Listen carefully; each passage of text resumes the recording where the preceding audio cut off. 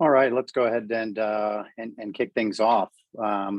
So I'll take you back to 1984. My parents gave me an Apple IIe computer for Christmas, and my love affair for all things technology began. Ever since, I've been somewhat obsessed with technology. Those of you who know me already know that about me. And over the last couple of years, I've become really fascinated with crypto, both as a technology and as a potential investment. The rumors are true. I have been siphoning off electricity here in the office to run some crypto mining machines during the pandemic. For our new friends who are joining us in the conversation today, my name is Omar Qureshi, and I'm the managing partner and investment strategist at Hightower Wealth Advisors in St. Louis. Our team exists to simplify the complexities of wealth for executives, professionals, business owners, and families in order to help them make a plan, make an investment, and make a difference. I'm excited to be joined today for our crypto conversation with David Lebovitz, who is a top JP Morgan global market strategist, who is responsible for delivering timely market and economic insights across the country with a specific focus on cryptocurrencies and alternative investments. So David, thank you very much for joining us today. As a housekeeping item, if you have any questions, please just go ahead and send an email to q&a@hightowerstl.com. If you're an existing client of our team and have specific questions as any of these topics relates to your own situation, please feel to reach out to your advisor at any point. So with that, David, let's dig in. Welcome, and thanks again for being here. Of course, thanks for having me. Looking forward to the conversation. So when you mention the word crypto, everybody immediately today thinks, cryptocurrency. In fact, the origin of the word crypto is derived from cryptography, which is from the Greek word kryptos, which means hidden. And it's basically a way of hiding messages in plain sight using computers or otherwise. But maybe take us back to the origin story of how cryptography and cryptocurrency even came to be. Sure. So, we could go all the way back to the early 1990s, which was when the first version of the blockchain was really developed. The origin of cryptocurrency, at least in most people's minds, really goes back to a paper that was written in 2009 by an anonymous character named Satoshi. And he wrote this paper about Bitcoin and using blockchain as a platform for effectively decentralized anonymous payments. And I think it's important. I know we'll talk more about this over the course of our conversation today, but I think it's important to recognize that when it comes to crypto, effectively there's Bitcoin, which is very unique and really does one thing, and then there's this whole other world of opportunity. But I know we're going to dive into that in more detail in just a little bit. What was laid out in this paper was the idea of, again, a decentralized, fairly anonymous payment network that was not under the thumb and under the watchful eye of regulators and governments, and the ability to transact directly without middlemen in some sort of asset that was not a traditional fiat currency began to gain a lot of momentum. And what I think is so interesting here is that, while that's how it started, and I remember being in college when people were using Bitcoin to buy all sorts of stuff that they shouldn't be buying on Silk Road and things like that, now it's evolved into a conversation of look at what's going on with inflation, look at what's going on with the increase in debt, and more people are beginning to think about crypto broadly, but Bitcoin in particular, as a way of hedging against some of these risks. But again, it really started and gained a lot of momentum because it was decentralized, it was anonymous, and again, it is a relatively secure way of processing payments. The other thing that people often talk about is because the ledger, right, the database of every transaction that's ever been conducted is stored across the network and not in any centralized location, it's much more difficult to modify or hack that ledger and make it say what you want it to say, because effectively all of the other users on the network are then able to say, well, no, that's not what we have here. And so, you're wrong, we're right. So that's how it started. How it's going is somewhat different. But, I think the key point that you really made here is that it comes back to this idea of cryptography. And effectively what we're doing here is at least in the case of Bitcoin, using a very complex system to secure these various payments. Right, and that's effectively, the key point of all of these cryptocurrencies is this concept of this distributed ledger known as sort of blockchain. And I think it's just, very, very important for people to understand that there's crypto in the landscape of being an investment, possibly, or an asset class, but there's crypto in terms of, true technological innovation that is, at least from my seat, will change the world in a lot of beneficial ways. But those, and maybe in the last couple of weeks too, those ideas have been totally separated, right? So, I find it helpful to kind of go through an analogy of, what is this distributed ledger? What does that actually mean, right? What does it mean to not have kind of a middleman? And I think the easiest way I think about it is like your bank, and you're from JP Morgan, so you understand this one implicitly. You make deposits, you make withdrawals, you spend money. The history of all of those transactions are monitored, stored, and saved by a third party, right? Not you, the bank owner itself. You're entrusting JP Morgan or any other bank to do that. And therefore, you're relying on them. You need to trust them that they're going to do a good job in the checks and balances. And what blockchain's effectively doing is it's storing this information sort of everywhere on a whole bunch of different computers in an encrypted format so that there isn't a middleman for information. So when you look at the development of the web from the early days, Web 1.0, this was, websites like Yahoo and Google, and we're talking mid 1990s that put content and you could consume it. Web 2.0 was the rise of sort of the platforms like Facebook and YouTube, and you could create content, but you still needed sort of a middleman to, host the content and be in charge of the distribution of the content. And so crypto is enabling a whole bunch of applications beyond even what we've seen through kind of the internet revolution. So talk to me about, blockchain, the technology, and we'll stay out of the investment side of this whole thing for a minute. What are the applications of blockchain? What can it do? How would it change the world, for example? Sure. So, I think you make a good point on the evolution of the web. If we think about kind of web 1.0, web 2.0, web 3.0, to my mind, web 1.0 was the ability for somebody to read.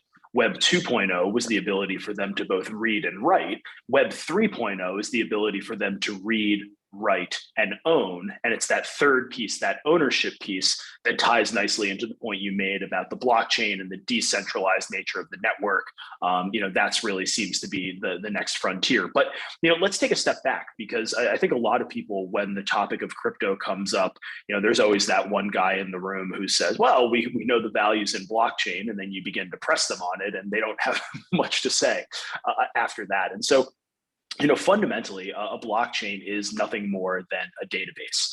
And as we all know, databases are simply collections of information that are stored electronically. Now, the biggest difference between a blockchain and a database is simply in the way that the data is structured. You think about a traditional database, say a workbook in Microsoft Excel, you have your data structured into rows, structured into columns. Hence the name. When it comes to a blockchain, the data is structured into blocks. And so the way that I explain it to people is that not all databases are blockchains, but all blockchains are databases. And I think what people are most familiar with in the current environment is the idea of blockchains being used to process cryptocurrency. transactions, but there's really a lot more that they can do. The first thing I would say is when it comes to crypto, and I mentioned this earlier, we think about Bitcoin and then kind of everything else. If you think about the Ethereum blockchain, right, some of the things that that's able to do, it can run these things called smart contracts, right, which are basically rules-based approaches for processing information. They can run things like decentralized applications or DApps, which are really no different from an app on your smartphone, and is simply a way of engaging with the underlying smart contract. You begin to see the potential for these to really be additive and create efficiencies here in the real economy. And the best example that I've come across of the real world application of blockchain technology that I think really crystallizes it, for the average investor, is the example of Walmart. So Walmart uses a blockchain for quality control in its produce business. Effectively, Walmart is able to track, say, a mango from the point in time at which they receive it from a farmer somewhere in the world to the point in time in which it is sold in one of their thousands of stores. And if you go back a couple of years and think about the whole fiasco with Chipotle and the E. coli and the lettuce, and it took them like months to figure out where things had gone sideways, one could argue that had they been using a blockchain, they would have been able to figure that out over the course of an afternoon. And so, this is where we begin to see real value in blockchains. I would go as far as to argue that having better quality control, if you're in the produce business, is additive to your bottom line, right? So now we've tied a blockchain and blockchain technology to some cash flow in the real economy, which can begin to give us a sense, of what these tokens that are associated with the specific blockchains may or may not be worth going forward. But I think understanding that blockchains are simply databases and they can store information. Certain blockchains can process information. Like that's really where the value from the blockchain comes from, and where we think it's going to become increasingly a part of day-to-day operations for a lot of businesses going forward.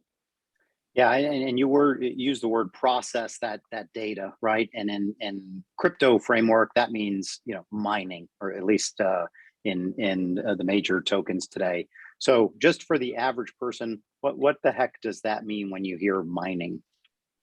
So mining is basically the process of verifying transactions, or processing this information. And then these miners are rewarded with crypto, the crypto that is specific to that individual blockchain, for their efforts. And so, the way that this works is, let's say you have tickets to a sporting event and I want to buy them from you, and you want me to pay you using Bitcoin. Again, just as an example. So we broadcast this transaction to the network of computers that are running the underlying Bitcoin code. Then these individuals called miners basically take our transaction and bundle it with a number of other transactions. And once they've done that, they work to solve a very complicated puzzle or equation, right? This is when the cryptography piece comes into play, which produces a string of letters and numbers that is unique to the group of transactions that they've aggregated. Once a miner thinks that they have correctly solved the puzzle, they then need validation from the rest of the network, right? This is something called proof of work, where you then need 51% of the users in this case, the Bitcoin network, to agree that the answer is actually the answer. Once you have that validation, once you have that consensus, the group of transactions is deemed to be legitimate. The block is chained to the existing blockchain. The miner is rewarded with Bitcoin for their efforts, and the whole process starts itself over again. Now, the important thing to recognize, and we get this question all the time, is so there will only ever be 21 million Bitcoin. And that's just the way that it was written. And some people blame me. They treat me like I made that decision. That's the way that the Satoshi character simply wrote it in the original paper. And so the reward for mining Bitcoin does decline over time. Currently, miners are rewarded with 6.25 Bitcoin for mining these blocks, for verifying these transactions. But the reward is cut in half for every, I want to say, 210,000 blocks that are mined. On average, that takes about 4 years. And the most recent halving if you will, occurred in May of 2020. So that by our lights suggests that sometime in the middle of 2024, miners will then going forward be rewarded with 3 1/8 Bitcoin rather than the current 6 1/4 for verifying these transactions. And a lot of people say, well, what happens when all of the Bitcoin has been mined, right? What happens once it all has come into circulation? The important thing to recognize is that these miners are oftentimes charging incremental fees above and beyond the Bitcoin they receive from the network for verifying these transactions. And so there will always be some sort of fee there, but you won't necessarily be rewarded with new crypto that comes into the market as a result of the transaction verification process. Right, right. So there's a reward for solving the puzzle, and then there's also, they're called transaction fees, but call it a commission if somebody's sort of moving stuff around, transacting within a particular blockchain, right? So, let's, and I know you have some slides here to maybe show this. So, one of the big things that has come up in the last couple of years around this whole proof of work concept is the energy usage of Bitcoin miners and other tokens, frankly, as well. But Bitcoin's, the largest. Share some stats on, the actual estimates of energy used by Bitcoin, if you don't mind. Yep, absolutely. And I'm pulling my slides up here. My second screen was made an attendee, but now I am a panelist, so we can get this up and running. What we're showing here on this chart is the amount of energy consumed by country, and then you'll see about 2/3 of the way over to the right-hand side, we've included Bitcoin in green. And the numbers on this are terribly lagged. That's just kind of a function of using a global energy consumption data set. But in 2019, you can see that the mining of Bitcoin consumed more energy than the entire country of the Netherlands. We actually had to show this on a logarithmic scale in order to capture the magnitude of this energy consumption, but clearly it's significant, right? If the mining of Bitcoin is consuming more energy than an entire developed nation. What I would say, however, is that this dynamic very much seems to be in flux. And the first thing I would highlight is that a lot of the energy that's used for the purposes of mining Bitcoin actually comes from renewables. A decent share is excess power from the grid that would otherwise be wasted. And so, it's not like we're creating all sorts of smog and darkening the skies simply by mining Bitcoin. It's not as environmentally unfriendly as what a lot of people may believe. But importantly, I mentioned a transition which is underway, and there is this active transition away from proof of work, right, where you need 51% of the network to agree and verify the transaction, to something called proof of stake. And the way that proof of stake works, it's actually not dissimilar from our financial system. And I'm gonna piggyback on the example of a bank that you used earlier. Proof of stake is effectively if an individual has a large stake in the network, and that's oftentimes measured by the amount of tokens that they have, they will be more likely to be allocated transactions or data to process going forward. And so, one, this is much less energy intensive because you don't need that consensus. And two, it's not dissimilar from our banking system. I think about when I pay my bills every month. I do bank with the firm I work for, so I go on my JP Morgan app and I pull up the list of people that I pay regularly, and I say give this much to the cable company and this much to the power company, and I hit send and I close the app and I don't really think about it. I trust the bank to go on and process the rest, and so that's very much the direction that we are headed in. With respect to blockchain broadly, and again, a significantly smaller environmental impact than what we see under the current proof of work framework. Yeah, and in fact, the second biggest token, Ether, is supposed to be converting from proof of work to proof of stake. It was supposed to happen last summer. It's been delayed. Now it's supposed to happen this summer, and it's basically just a bunch of tech coding nerds, right, figuring out how to make this transition smoothly, effectively, right? So let's broaden our horizon beyond Bitcoin. So it was sort of the original child and the original poster, and ETH, as it's called, ETH for short for Ether, is the second biggest token. Now that's distinctly different from the purported benefits of Bitcoin. Bitcoin was envisioned originally, right, as a native currency to the internet, a trustless system. A lot of people who have invested in it over the years have called it either a store of value, a payment mechanism, a way to not rely on modern financial infrastructure. It's maybe an inflation hedge, maybe it's a speculative vehicle, maybe it does well if the world ends. I mean, it's depending on your own personal preference, it's a lot of different things. But Ether is actually different than those notions. Talk to us about that, and maybe just the landscape of where we are today with all of the other tokens, because I think at last count there was like over 10,000. Certainly more to name, more than we want to name here. Yeah, absolutely. And I may actually pull up another slide here just to put some facts and figures around it. But while I get that pulled up, I'm starting with the question on Ether. So Bitcoin is a payment system, right? And that's really, it's kind of like a one-trick pony, which is a lot of the time why we think about there being Bitcoin and then there being everything else. Ether is unique in the sense that it is able to write or to handle smart contracts and then decentralized applications. I know there's a lot of text on this slide, but I'm just going to run through the key points here quickly. So that to me is the biggest difference, right? That ability to run these applications that process information and host applications for people like myself to interact with the underlying blockchain. A couple of other differences. So unlike Bitcoin, I mentioned earlier, there will only ever be 21 million Bitcoin. The supply of Ether isn't capped. And the reward for mining blocks is different as well. You're actually rewarded with 2 ETH for every block that you mine, but that reward varies over time given network activity, basically given the volume of activity on the network at any given point in time.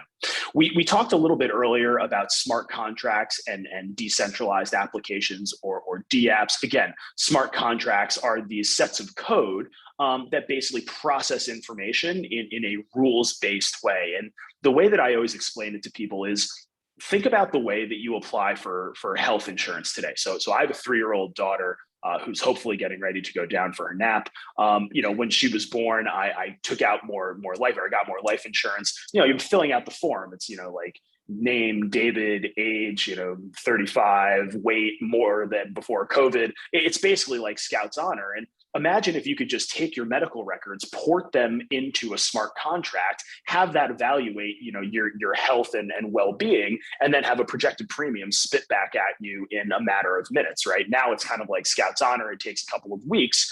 I think that example helps us understand the efficiencies that can be created by this underlying blockchain technology. The other point that I would make is that, and I think we're going to talk about this in a little bit more detail.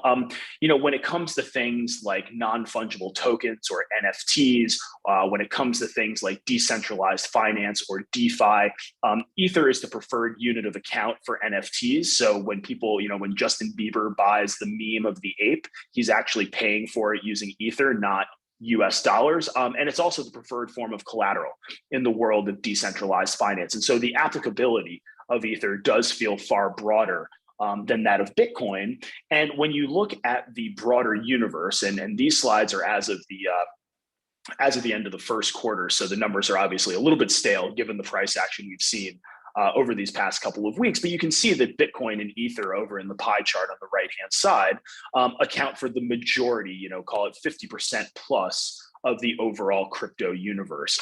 There are thousands of other tokens out there. We've listed a few that come up in client conversations over on the left-hand side. And I think this is where we can begin to unpack the idea of, whether or not there really is value in some of these tokens.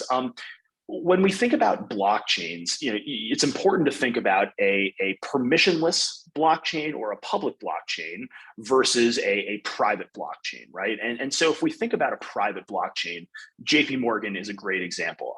JP Morgan has a blockchain internally that allows us to do intraday repurchase agreements with other banks on Wall Street. And this has been tremendously valuable to everybody who's involved, but it's an internal technology. And so the coin that is associated with the processing of these transactions, it's not worth anything, right? Because everything is internal to JP Morgan.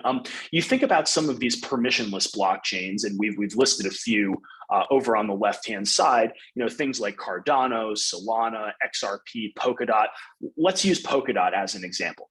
So Polkadot allows for individuals to move a digital asset from one blockchain to another. I think we can all agree that that would be valuable at some point. It will be valuable at some point down the road. Now, people don't necessarily, if you're in a business and you're in a digital business and you're going to be moving assets across blockchains, you may not have the resources to build that technology internally. And so what do? Well, you go to the blockchain universe and you say, who's built a blockchain that does what I need to do? Okay, there's this thing called Polkadot. And so, in theory, my business benefits from this efficiency, from using this technology. And that to me means that there's value to the associated token. And so I would come back to what I said earlier around Walmart. Now the conversation is one of my business has earned more money because I'm leveraging this technology. I'm now linking a token to a cash flow in the real economy. And that allows us to begin to value these things using a more traditional financial modeling framework. I do think that some of these tokens are kind of silly, like things like Dogecoin, right? I can't really wrap my head around that one, but I can wrap my head around why there may be value to some of these tokens that are tied to permissionless or public blockchains that provide a valuable service to the economy more broadly. And I think that that's really where investors start to get interested, because they say, okay, these tokens are kind of like equity investments in the underlying technology or the underlying service that each of these blockchains provides. Maybe it's worth me taking a closer look and thinking about how they could potentially fit or not fit within the context of my existing portfolio. Yeah, that's exactly right. And I think that's a good segue to talk about these things now from a viewpoint of an investor, because you can buy these tokens and invest in them, and hopefully they go up in price. I sort of view this as sort of like the 1994 of the internet, where there's a whole bunch of really cool ideas, not a lot of money being made yet, but the technological promise was there. And then into the late 90s, where you just had an absolute explosion of companies that were, a lot of them publicly listed, that were all promising to revolutionize, everything from dog food to, book sales to, information search, etc. So let's, and I know you have some charts here just on, like Bitcoin. How has the price of Bitcoin evolved over time? What does it look like just on its own? And then how does it compare maybe to just traditional investments that most everybody's familiar with, stocks and bonds and the like? Yeah, absolutely. And so, I think what's important here, and this is actually a chart that I use whenever I talk to clients about the opportunity in crypto, or the opportunity and the risks, I should say, in crypto, is the price action and the volatility is really what has captured the hearts and minds of investors. And what we're showing here is simply the price of Bitcoin. Again, we've had to show it on a logarithmic scale in order to capture the volatility that's been observed over the course of the past 5+ years. But you can see that there are, year-long periods where the price of Bitcoin rises effectively uninterrupted. There are year-long periods where the price of Bitcoin falls uninterrupted. There were year-long periods where the price of Bitcoin didn't go anywhere. And I think back over the past decade, all the times that Bitcoin has crashed and people have said, see, it's worthless. And then, it ends up coming back. And so it's the volatility and the resilience of these assets that I think has really, captured the hearts and minds, again, of the investment community at large. And importantly, we always look for confirmation of things like this, in the sense of, are people actually voting with their dollars as well? And as you can see here on this next chart, the answer is yes. What we're looking at here, the gray bars represent the market capitalization of the top 10 names in the S&P 500, and then the green bars represent the market capitalization of the 5 most commonly traded crypto assets. And you can see that back a few months ago, before the most recent crash, Bitcoin was sporting a market capitalization in excess of that of Nvidia and Facebook. Ether was sporting a market capitalization effectively in line with that of Johnson and Johnson. These are household names, and at one point, yes, Bitcoin had hit $1 trillion in market cap. One of the things I love to remind people was that it took Bitcoin 12 years to hit $1 trillion in market cap. That's half the time that it took Amazon, and almost a quarter of the time that it took Microsoft. And so, the speed and adoption with which things are moving here is nothing to ignore. And again, given the growth in the number of dollars, or the volume of dollars that have been funneled into this space, particularly over the past couple of years, it's very difficult for me to see, how this falls out of the investment conversation anytime in the near future. Yeah, and you've certainly seen, I know from your own vantage point at JP Morgan, it's not just computer nerds anymore who are invested in this stuff. These are major institutions, major Wall Street firms who are allocating, and even in some cases, there's public companies that are holding a portion of their treasury funds in Bitcoin, like MicroStrategy or Block, formerly known as Square, right? So there's some big firms who are now in this space. So yeah, I agree with the conclusion. It seems more than a passing fad. And that being said, and these slides time-wise aren't that old, but in what's kind of transpired in the last 6 weeks, although arguably everything would shift down, including Apple and Microsoft and all the publicly traded stocks on here. So what's and I know you have a chart on here of the volatility of Bitcoin relative to some more traditional assets, and then maybe walk us through what's happened since these charts were minted. Yep, absolutely. So a couple of things, and maybe I'll start with the point on volatility. So what we're showing here on this chart, the gray line represents the rolling 1-year realized volatility of Bitcoin. The green line represents the rolling 1-year realized volatility of the S&P 500. And you can see that Bitcoin has exhibited multiple times the volatility of the S&P. And furthermore, it's very unstable over the period of time shown. It's funny, people talk about stocks being volatile. Well, stocks actually look pretty stable when compared to some of these crypto assets and Bitcoin in particular. What we've seen over the past, call it month and a half, really, so a couple of things have happened. Obviously the Fed has become much more hawkish. They began hiking rates back in March. They hiked by another 50 basis points at the beginning of this month. They have begun actively reducing the amount of assets or the amount of assets that they're purchasing, right? They've engaged in quantitative tightening. And that broadly has led to a reduction in the money supply. You can actually see here on this chart, the gray line represents the price of Bitcoin. The blue line represents the year-over-year growth in the money supply. You can see that it has begun to decline. And we think that to an extent, the excess liquidity created in the aftermath of the pandemic was responsible for some of the upward move that we saw in the price of crypto broadly and Bitcoin in particular over the course of the past, call it, year and a half. But you've also seen Bitcoin become increasingly correlated, and crypto broadly become increasingly correlated with technology stocks in particular.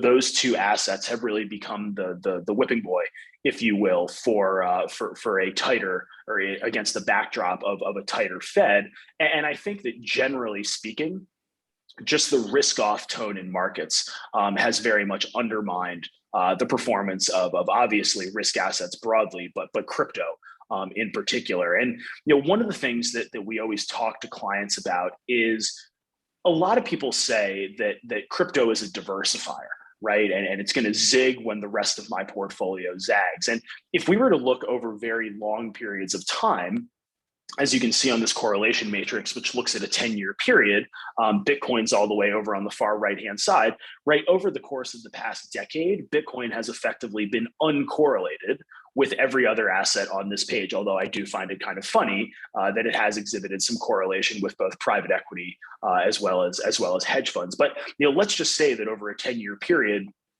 Bitcoin is a diversifier. The question then becomes, does that hold true during shorter periods of time? And I think that the past couple of weeks have really confirmed something that we've been talking to clients about for some time, which is that these correlations are extremely unstable.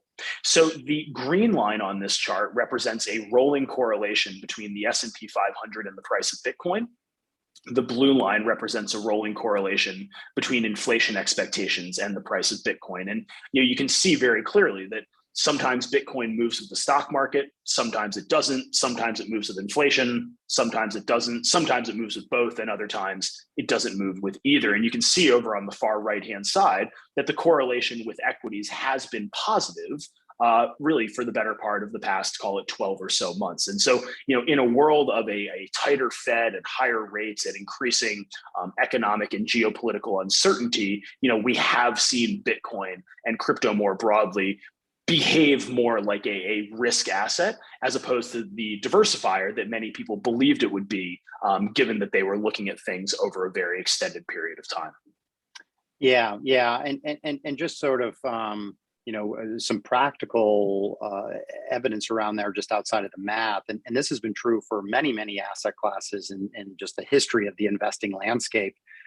Things like real estate and commodities and even private equity and other alternatives like that, before they became accessible and before they became popular to investors, they did exhibit a lot of non-correlation. But the more popular they became, the more people invest in them, the more it's just another thing in your portfolio that you can buy and sell. And maybe you're feeling good when market's up and you buy more of the riskier stuff, or you dump it when it's going down, right? So just that investor base of ownership over time, as a function of popularity, tends to reduce these correlation benefits. On top of all of that, Bitcoin and other cryptos have not been adopted by I'll call it traditional Wall Street regulators and the government. They have not put forth, other than the IRS, who was quick to come out and say, well, we want to collect taxes on it. No other government body has really, done anything of, yes, you can do this, yes, you can't do that, which sort of makes it the Wild West. And it's also moving so quickly that I think one of regulators' biggest challenges is, today they might regulate something and then tomorrow there's some sort of new whiz bang creation that's a little bit different, and that's not included. So, what has that meant for investors? Just regular people who say, all right, maybe I don't understand all of this, but it seems like there's some technological benefit that accrue and you want to get a piece of that return potentially. But how does the fact that, there's no regulation, there's not a lot of safeguards around it, how should we think about that? So I think about it in really two ways. The first, I'm gonna borrow your term because I use it when talking about this as well. It's the Wild West, right? And that has kept a lot of people on the sidelines. I think about another hat I wear where I talk to our large clients on the institutional side of the business. And while some in the endowment and the foundation space have begun to dabble in crypto, a lot of the big corporate and public pension funds, they're not interested. They say to themselves, they say to us, as long as we don't understand what the rules on the playground are going to be, we'd rather just skip recess.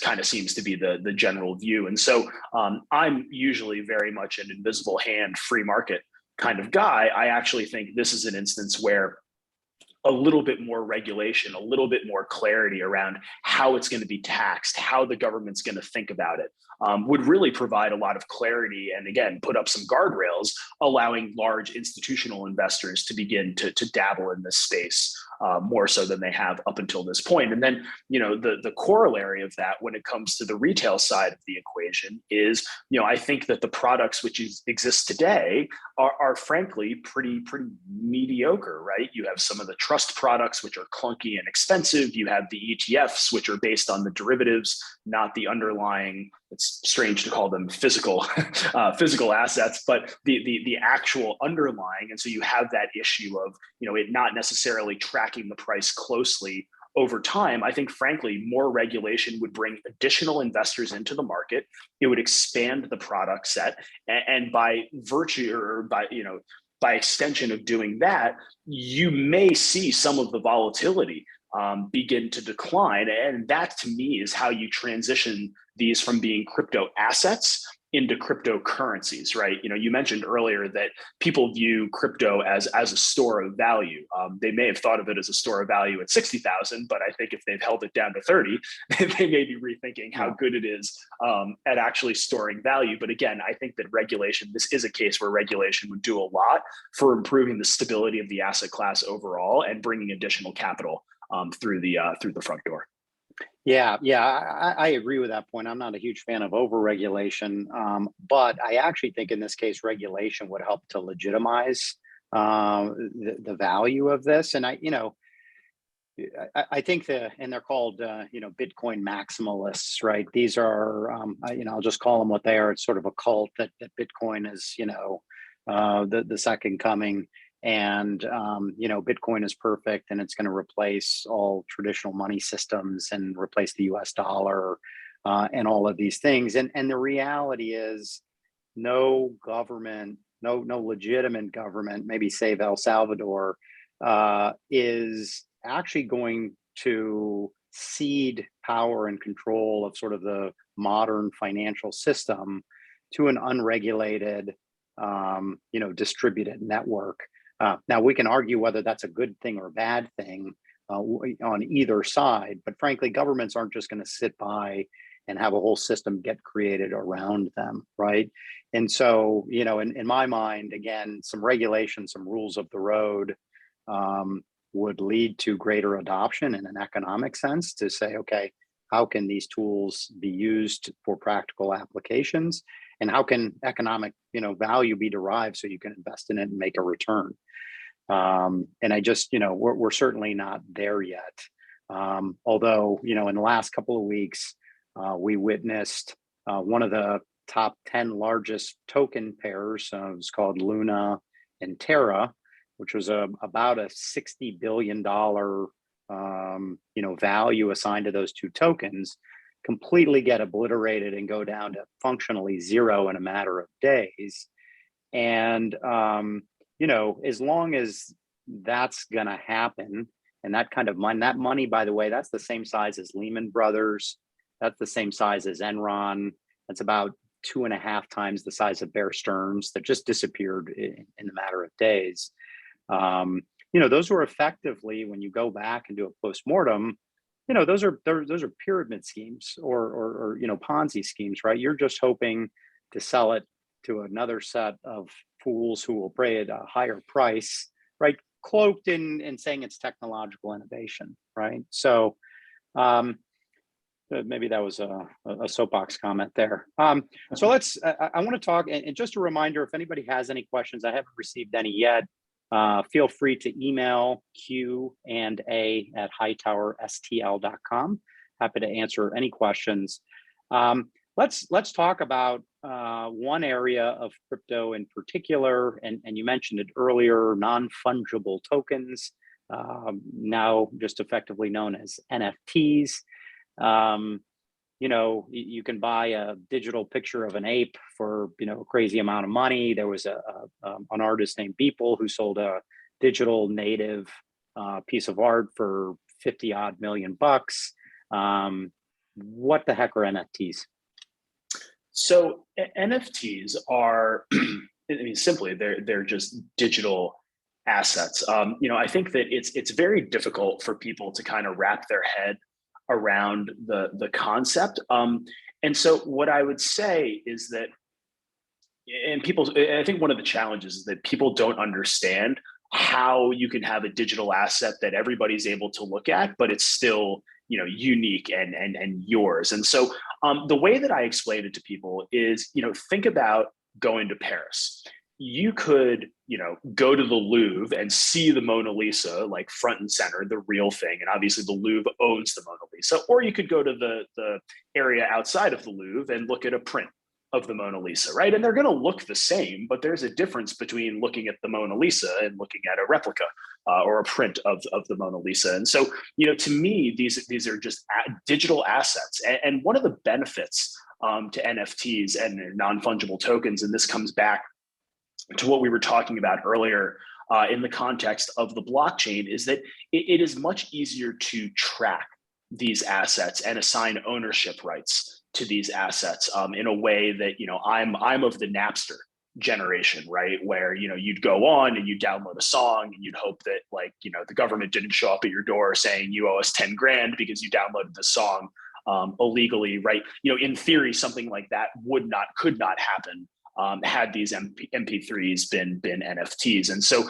when we think about, tracking ownership rights, when we think about, the payment of royalties, things of that nature, that's where NFTs, to my mind, really begin to have value. I think the corollary to that is, there's been a lot of conversation about the metaverse, and we're still a ways away from the metaverse being something that we all engage with regularly, mostly because of the cost of the hardware that's needed to actively engage with that digital world. But in the metaverse, right, everything that your avatar wears, or the car they drive, or the house they live in, these are all NFTs, right? And so these digital assets have really two use cases. One is they are digital assets that can be used in a digital world.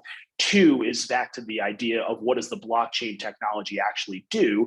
And by digitizing these assets and storing them on a blockchain, again, it's much easier to track ownership, to pay royalties, so on and so forth. So two somewhat distinct use cases, but again, something that we believe is not going away anytime soon. I think about my own situation. So my wife and I, and our daughter moved out of New York City to the suburbs during the pandemic, like most people, I think, who had toddlers. And the fun part of that was I got to pick new TVs for the house. I chose the Samsung frame, right? It looks like a picture on the wall, but you can also watch TV. And one of the things that we do is we display digital artwork. Right. So we're having people over for dinner or cocktails, and you can kind of go through the library and choose the picture that you want to show.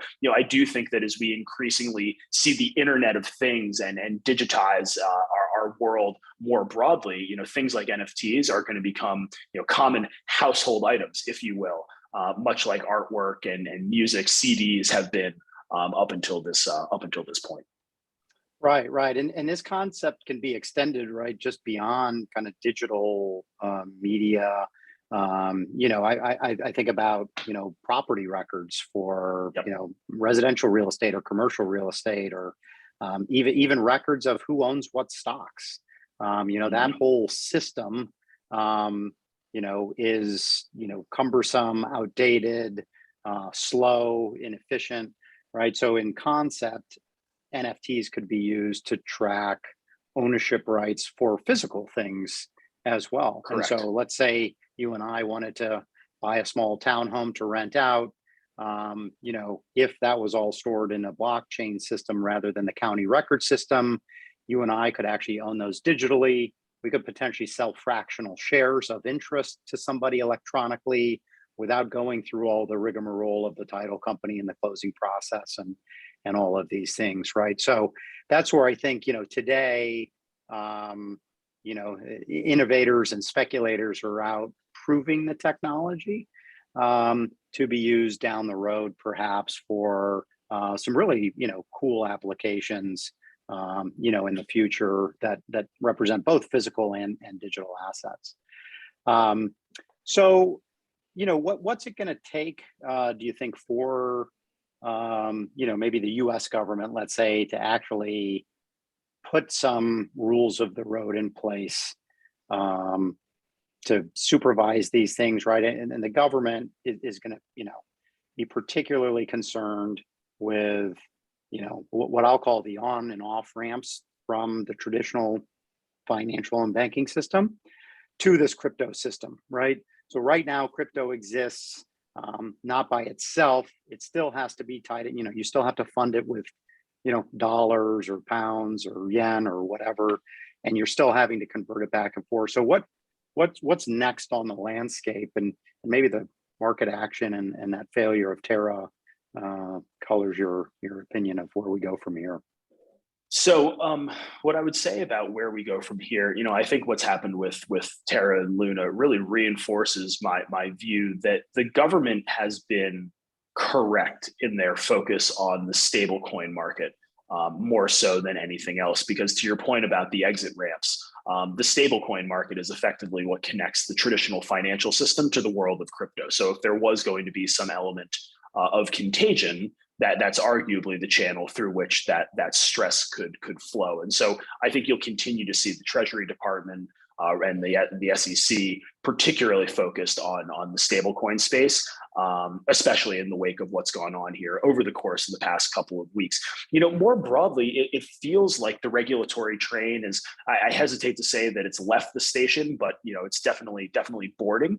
You have Gary Gensler at the SEC, who comes from MIT, where he taught a number of courses on crypto and blockchain. And so you have somebody at the helm of that organization who really understands what's going on. And I think that will be to the benefit of crypto more broadly as regulation moves forward. A lot of questions around, the IRS and how it's going to be taxed. Is it property? Is it a financial asset, right? We've seen a number of lawsuits and whatnot over the past couple of quarters that involve that dynamic. And so, what I would say is things are beginning to crystallize from a regulatory perspective. But I get the sense that because of the growth we've seen in this space, the government wants to take the approach of measuring twice and cutting once. Because as we've seen with the stress created in the aftermath of Terra's collapse, you threw out some great statistics, right? Twice the size of Bear, same size as Lehman and Enron. I mean, these are not pink sheet stocks, right, that are trading off an exchange. There's really the potential for significant wealth destruction if you get things wrong. And given the broader macro environment and given the stress that we're seeing, I do think that regulators are going to tread lightly, but I do believe regulation is coming. And to my point earlier, I do think that will be a positive tailwind for the asset class over the longer term. Yeah. And let me just take a second to define a stable coin, by the way, since that's in the news. So, for example, you take US dollars and you go and buy Bitcoin, and now you own these tokens of Bitcoin, and you're sort of in the crypto native world now, and you can exchange Bitcoin for Ether or any other token. Well, given those slides on the volatility, there's a big demand for keeping the money in sort of the crypto sphere, but not exposing it to the volatility of any of the individual tokens. So I liken it to sort of a money market, if you will. And I don't mean that from the safety perspective, because you're not going to get that necessarily today, but it's basically a place where the value is not expected to fluctuate at all, that it's priced at $1. And when you wake up tomorrow, it should still be $1. That's what a stable coin is. It's sort of intended to be a money market-like place to park funds in the cryptoverse, temporarily, if you don't want to be exposed to the volatility. Now, there's tokens that say that they have actual traditional assets backing the value of these stable coins. So things like US treasuries or commercial paper and things like a normal money market would own. And then you have these things called algorithmic stable coins, which are in theory trying to keep that dollar peg, but without having any ties to the traditional financial system. That's where a lot of things have gotten into trouble. So that's just what that whole stablecoin thing is. So I do have one question, and then we're running up to the end of time here. To what extent is the institutional interest and investment in crypto causing it to track more traditional markets more closely? And do you think going forward that crypto could be used as a market hedge a hedge against, say traditional stocks, on a go forward basis? So I think that the environment so far this year, look, the babies have been thrown out with the bathwater, and investors have just been blindly shedding risk for the better part of the past 4.5 months. I think that that's the reality of the situation. People don't want to own, high multiple growth stocks because rates are rising. They don't want to own cyclical stocks because they see, a bad GDP print in the first quarter and they worry about the Fed causing a recession.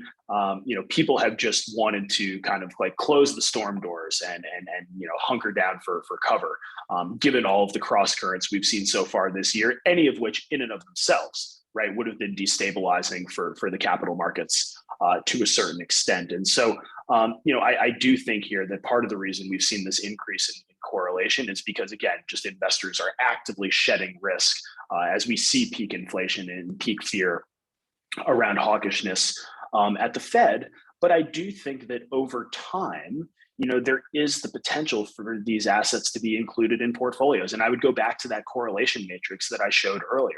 Over the past 10 years, Bitcoin has effectively been uncorrelated to every other asset on that chart. And so, again, if we can take a long-term view, which we always encourage investors to do, maybe there is some value to holding, an asset in your portfolio that isn't a traditional stock, isn't a traditional bond, and is, a little bit different to a certain extent. And so, again, we're seeing more and more adoption here. But the other point I would make is that we're seeing adoption through various channels. And it's not just about investors taking a long position in the token themselves, right? We see people interested in investing in the companies that make the mining equipment, right? That make the computers for verifying these transactions. We see people interested in investing in the companies that are developing these underlying blockchain technologies. And so, again, I'll go back to the highway example. There are so many on and off ramps to the crypto universe that people can kind of pick their poison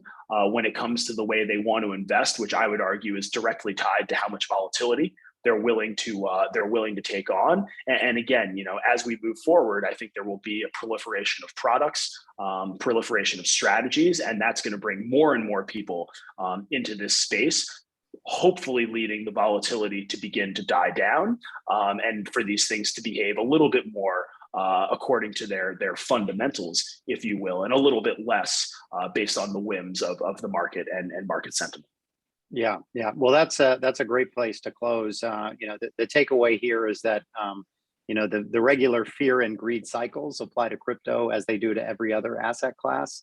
We've gone through a period of just immense upside on some of these things. Over the course of the last couple of years, we're seeing some of the payback of that today. But really enjoyed the conversation, David. Thank you so much for your time today and sharing that with us.